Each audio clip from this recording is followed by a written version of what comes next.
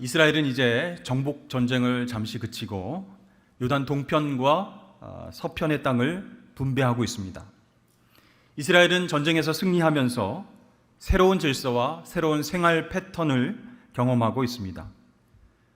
예전엔 광야에서 유목 생활을 했던 그들이 이제 가나안 땅에 정착해서 농사를 짓고 살아가는 그런 엄청난 전환점에 서 있습니다. 자기 소유의 땅이 생긴 거예요. 자기 집이 생긴 거예요. 그리고 곡식을 먹을 수 있었습니다.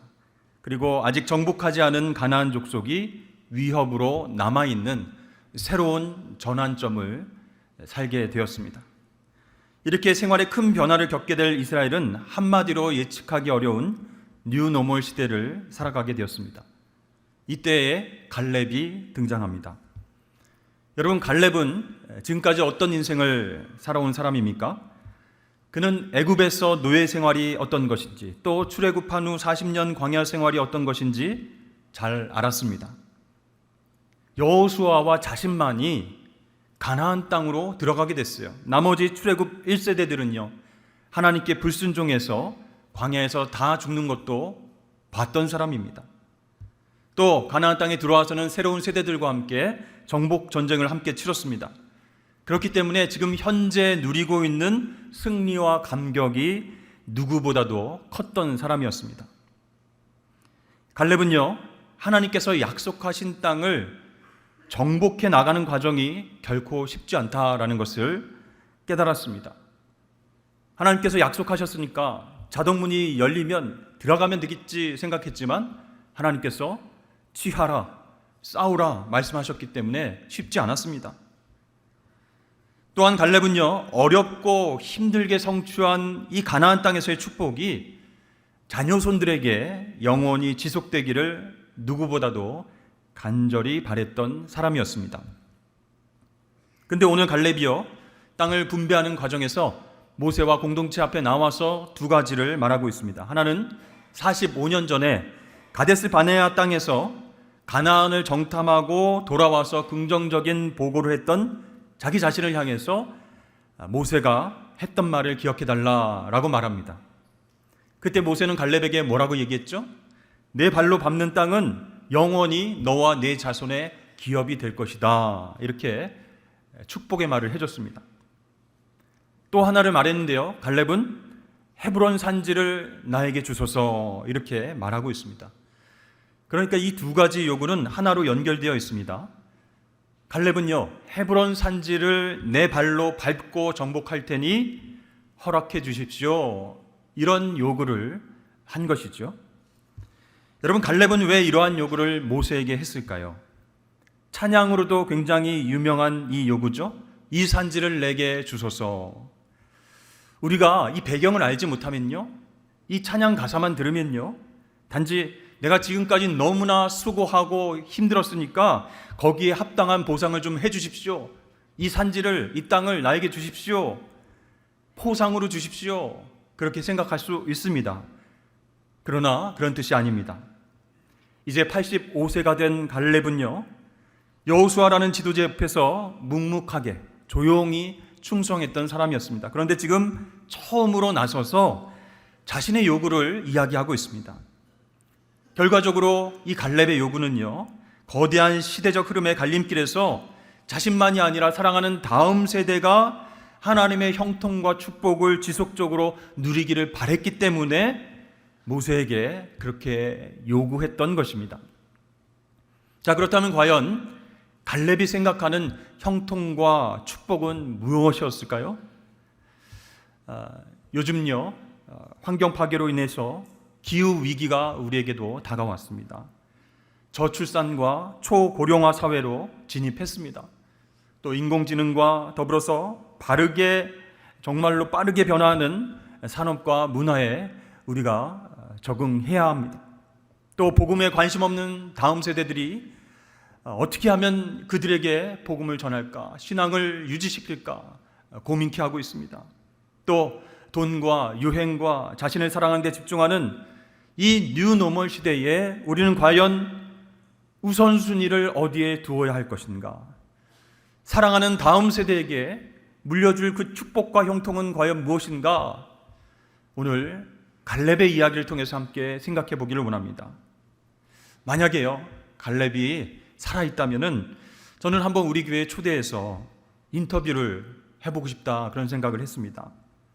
새로운 시대가 펼쳐졌던 전환점이 되었던 그때 당신은 왜 아무도 원하지 않았던 헤브론 땅, 그 산지를 달라고 요청을 했습니까? 갈렙, 당신이 생각하는 형통과 축복의 원리는 무엇입니까? 제가 직접 물어보고 싶다는 생각이 들었어요. 여러분, 오늘 말씀을 통해서 갈렙의 생각을 여러분과 함께 나눠보고 정말 하나님께서 원하시는 형통과 축복의 길이 무엇인지 함께 생각해 보기를 원합니다. 우선 첫 번째로 갈렙은요, 하나님의 은혜를 붙잡는 것이 형통과 축복의 원리다, 이렇게 믿었습니다. 갈렙이요, 자신이 살아서 지금까지 온 것은 내 지혜와 내 환경과 여건 때문이 아니라 생명의 주인 되시고 복의 근원 되신 하나님께서 약속해 주신 말씀 때문이다, 이렇게 믿었습니다. 오늘 본문에 보니까 갈렙을 소개할 때 어떻게 하고 있습니까? 그니스 사람 여분네의 아들, 이렇게 표현하고 있습니다. 그니스가 어딘가 한번 찾아봤더니요, 이 그니스는요, 에돔 족속 중에 한 부류입니다. 즉 이방인이라는 거예요. 이스라엘 백성이 아니었다는 거예요. 그런데 민수기 13장에 보면 유다 지파 갈렙, 이렇게 소개하고 있습니다. 왜 성경이 다른 이야기를 하고 있습니까? 그니스 족속은요, 원래 애굽에 포로된 이방인들이 이스라엘 백성들 출애굽할 때에 함께 탈출했던 여러 이방 민족 중에 하나다, 이렇게 보여집니다. 그 이후에 하나님에 대한 신앙을 받아들이고 이스라엘의 한 지파로 편입이 되었다라는 것이죠. 유다 지파로 편입을 했습니다. 자, 그렇다면 오늘 성경 본문이 갈렙을 그냥 유다 지파 갈렙 이렇게 소개하면 될 텐데 굳이 그니스 사람이라는 것을 밝히는 이유가 무엇일까요? 그것은 하나님께서 허락하신 구원의 역사가 이스라엘 혈통에게만 해당되는 것이 아니라 이방 민족일지라도 참된 믿음과 신앙을 가지고 있다면 가능하다라는 것을 보여주기 위함이었어요.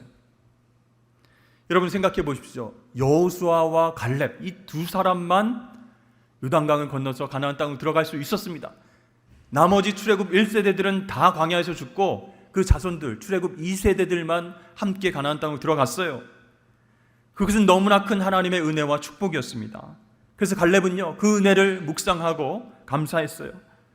아, 하나님의 구원은 선민인 택함받은 백성인 이스라엘에게만 주어지는 것이 아니었구나. 이방인 출신인 나, 아무것도 아닌 나에게도 주어주시는 하나님의 놀라운 은혜이구나, 이렇게 깨달았습니다. 여러분, 갈렙과 생사고락을 함께했던 모든 사람들이 광야에서 죽었습니다. 혼자만 약속의 땅으로 들어왔어요. 가만히 생각해 보니까 자기 힘으로는 여기까지 올 수 없다는 것을 깨달았어요. 갈렙은요, 자기가 광야에서 무려 45년간 살아올 수 있었던 것은 하나님의 은혜였습니다, 이렇게 고백하고 있습니다. 그 은혜가 자신을 살게 했고 그 은혜가 소망 있는 복된 인생을 누리게 됐다라고 고백하고 있습니다. 자, 이렇게 갈렙은요, 자신의 삶 과정 모든 전체가 하나님의 은혜였기 때문에 오늘 내 앞에 주어진 어려움과 고난 속에서도 여전히 나와 함께 하시는 그 하나님을 의지하면 믿음으로 극복해낼 수 있다, 이렇게 고백하고 있는 것이죠. 사랑하는 여러분, 우리도 갈렙과 똑같은 생각을 하면서 살 수 있을까요? 그러면 너무 좋겠습니다. 내가 지금까지 살아온 것, 광야와 같은 인생을 지나서 지금까지 이르는 것 하나님의 은혜입니다. 내가 예수 믿고 구원받은 것 놀라운 하나님의 은혜입니다. 우리 가문 가운데 처음 신앙생활을 하게 하시고 우리 친척들을 구원할 수 있게 하신 것, 나를 통해서 복음이 흩어지게 하신 것 하나님의 은혜입니다. 여러분, 이렇게 갈렙처럼 고백하실 수 있기를 바랍니다. 하나님의 은혜를 기억하고요, 하나님의 은혜를 붙잡는 사람, 그 사람에게 하나님께서 축복과 형통의 길을 활짝 열어주실 줄로 믿습니다. 두 번째로 갈렙은요, 하나님께만 초점을 맞추고 충성한 삶이 중요하다, 이렇게 말하고 있습니다. 오늘 8절과 9절 말씀해 보니까 나는 내 하나님 여호와께 충성하였으므로 그날에 모세가 맹세하여 이르리되 내가 내 하나님 여호와께 충성하였은즉 내 발로 밟는 땅은 영원히 너와 내 자손의 기업이 되리라 하였나이다. 여기서 충성하다라는 말은요, 원어로 보니까 완전히라고 하는 뜻의 마레라고 하는 단어와 따르다라고 하는 아하르라고 하는 단어가 결합된 단어예요. 그래서 충성하다는 무슨 뜻일까요? 완전히 따르다, 그런 뜻이에요. 그리고 갈라디아서 5장 22절에 나오는 충성이라고 하는 성령의 열매는 원어로 보니까 피스티스 이렇게 되어 있어요. 이것은 신실하다, 믿을 수 있다, 그런 뜻입니다. 그러니까 갈렙이 하나님께 충성했다라는 의미는 무엇입니까? 하나님을 향하여서 나뉘지 않은 마음으로 온전하게 따르고 순종했다, 그런 뜻이에요. 그래서 14절 말씀에 보니까 그가 이스라엘의 하나님을 온전히 쫓았음이라 이렇게 이야기하고 있죠. 그렇습니다. 갈렙은요, 오직 하나님께만 인생의 초점을 맞추고 살아왔다는 거예요. 하나님만이 우선순위고 자신과 환경과 다른 모든 것들은 그 다음 순서다, 그렇게 생각하고 충성을 다했습니다. 그럴 때 하나님께서 그의 삶을 축복하셨고 그의 길을 인도하셨습니다. 그래서 갈렙은요, 하나님께 충성한 것을 7절에 보니까 어떻게 표현하고 있냐면 내가 성실한 마음으로 그에게 보고하였고 그랬습니다. 그러니까 가데스 바네아에서 가나안 땅 정탐하고 돌아와서 보고했을 때 그것은 이스라엘 백성들에게만 보고한 것이 아니고 성실한 마음으로 하나님 앞에 보고했다, 이런 마음을 갖고 있었던 거예요. 자, 가나안 땅에서 여러 가지를 봤습니다. 그런데요, 이스라엘 백성들의 연약함이나 가나안 족속들의 장대함을 바라본 것이 아니었어요. 그는 하나님 약속에 초점을 맞춰서 현실을 바라봤습니다. 그래서 현실 속에서 어떤 어려움이 있을지라도 하나님께만 초점을 맞추고 바라보니까 우리는 할 수 있습니다. 그 땅을 정복할 수 있습니다. 이렇게 긍정적인 보고를 할 수 있었던 것이죠. 그러나 하나님께 초점을 맞추지 않고 현실을 바라본 10명의 정탐꾼들은 어떠했습니까?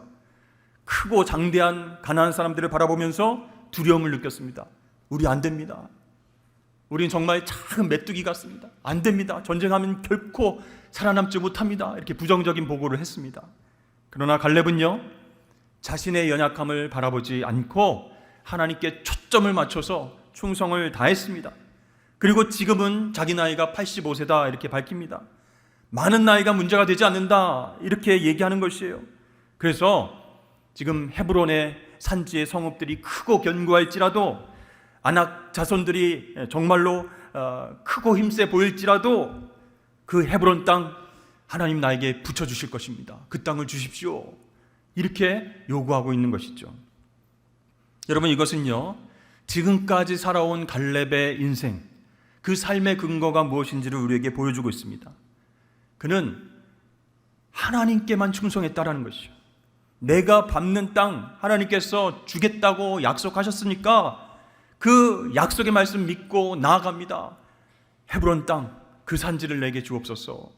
내가 아무리 늙었다고 할지라도, 내가 힘이 빠졌다 할지라도, 또 내가 정복해야 할 땅이 아무리 강한 사람들이 있다 할지라도 문제되지 않습니다. 이렇게 갈렙은 하나님께만 초점을 맞추고 그 약속 따라갈 때에 반드시 승리할 것을 믿었다라는 것이죠. 특별히 우리 가운데 연세가 많으신 우리 성도님들, 간혹가다 그런 말씀을 하실 때가 있어요. 내가 나이가 많아서 늙었으니까 이제 그만둬야지. 내가 너무 늙었으니까 이제 죽어야지. 그런 말씀 여러분 하지 마시길 바랍니다. 생사를 주관하시는 분은 오직 하나님 한 분뿐이십니다. 근데 스스로 내가 죽느니 사느니 그만두느니 이렇게 말씀하시면 하나님 앞에서 이것은 좋은 태도가 아니라는 것이죠.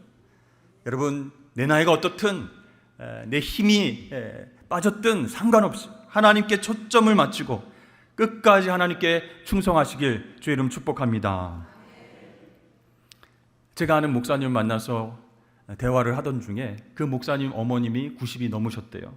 그런데 교회에서 아직도 구역장을 하신다고 말씀하시는 거예요.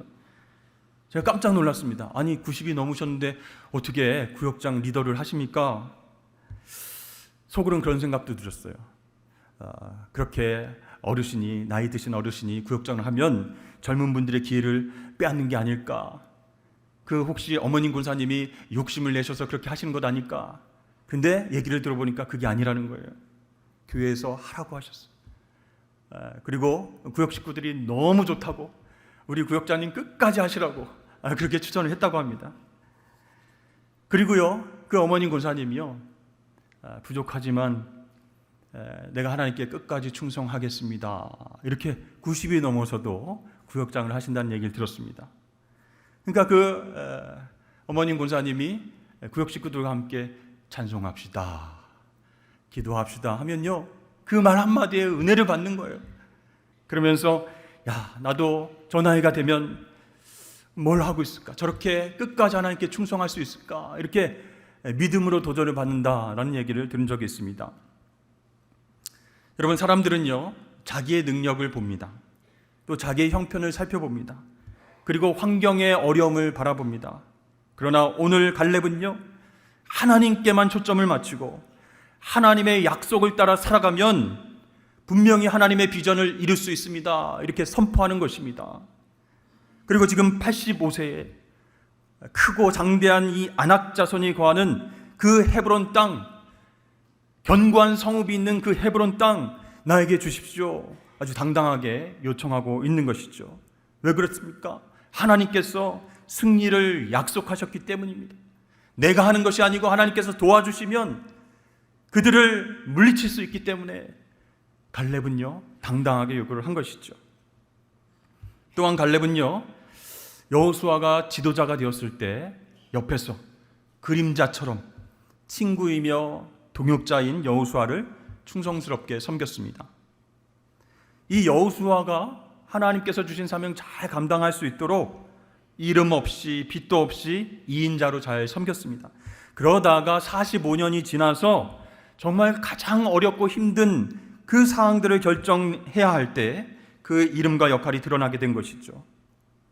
여러분, 이것은요, 갈렙이 하나님께만 초점을 맞추고 살아왔기 때문에 가능한 일입니다. 갈렙은요, 하나님 앞에서 사역의 중요성을 비교하지 않았어요. 하나님, 여호수아만 1인자로 그렇게 쓰시고 나는 평생 2인자로 옆에서 치닥거리만 하겠습니까? 옆에서 도와주기만 하겠습니까? 나도 여호수아처럼 할 수 있습니다. 나도 큰 지도자로 세워주십시오. 이렇게 불평불만하지 않고 사역을 비교하지 않았습니다. 묵묵하게 맡겨진 일에 충성을 다했습니다.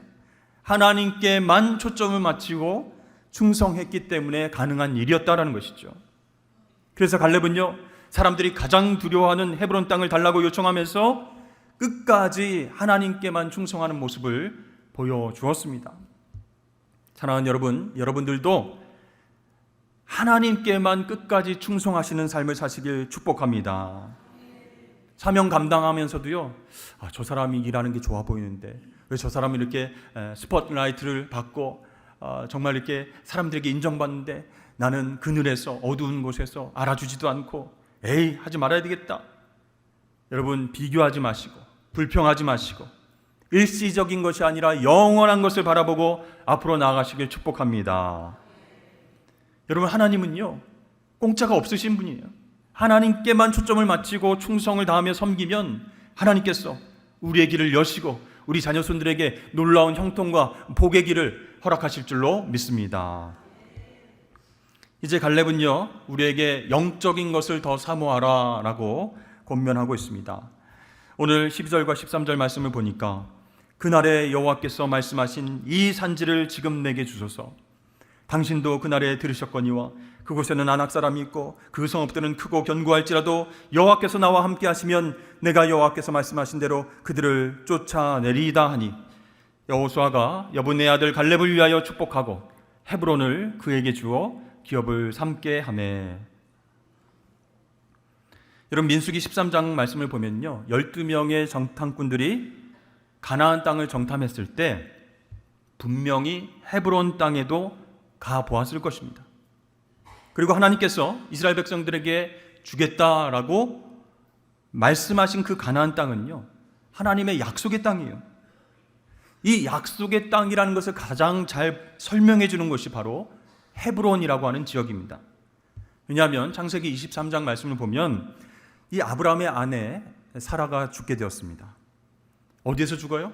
헤브론 땅에서 죽습니다. 그래서 아브라함이 그 땅에 거하는 족속에게 은 400세겔을 주고 막벨라 굴을 구입하게 되죠.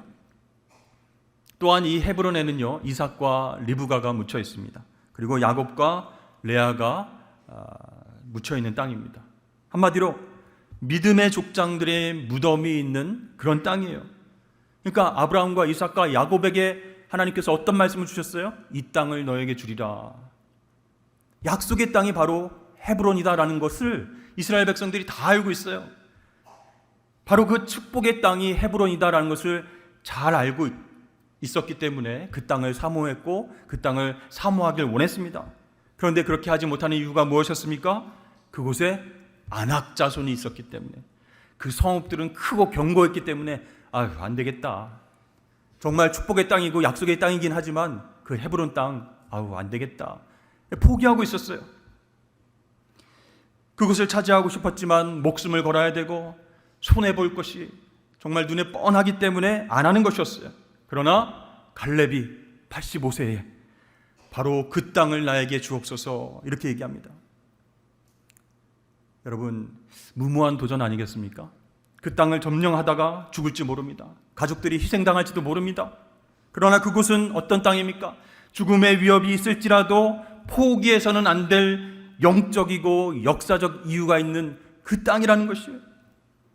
그래서 갈렙은 이 영적인 유산 포기할 수 없다. 담대하게 이 땅을 내게 주옵소서 이렇게 나오게 된 것이죠. 여러분, 그 헤브론 산지는요, 전투력만으로 승리할 수 있는 것이 아닙니다. 인간의 담대함과 용기만으로 얻을 수 있는 땅이 아니에요. 하나님께서 함께 하시고 도와주셔야 얻을 수 있는 땅입니다. 어떤 대가를 치러서라도 반드시 이스라엘 백성들이 누려야 할 약속의 땅, 그 땅으로 보았기 때문에 갈렙은 믿음으로 그 땅 나에게 주십시오. 내가 전쟁을 통해서 그 땅을 밟고 차지하겠습니다. 하나님 나에게 주시겠다 약속하신 땅입니다. 믿음의 조상들에게 약속하신 땅 나에게 주십시오. 이렇게 이야기를 한 것이죠. 사랑하는 여러분, 여러분도 갈렙처럼 영적인 것을 더 사모하시기를 축복합니다. 성경을 보니까요, 이 장자였던 르우벤은 영적인 땅을 포기했어요. 그리고 자신들이 살기에 편한 요단 동편 땅, 기름져 보이는 땅, 그 땅을 주십시오 해가지고 그 땅으로 이사 갔습니다. 장자가 받을 축복을 놓쳤다는 거예요.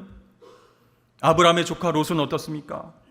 보기에 너무 기름지고 막 불빛이 휘황찬란하고 저기에 살면 뭔가 좋은 일이 있을 것 같은 소돔과 고모라 땅을 선택했습니다.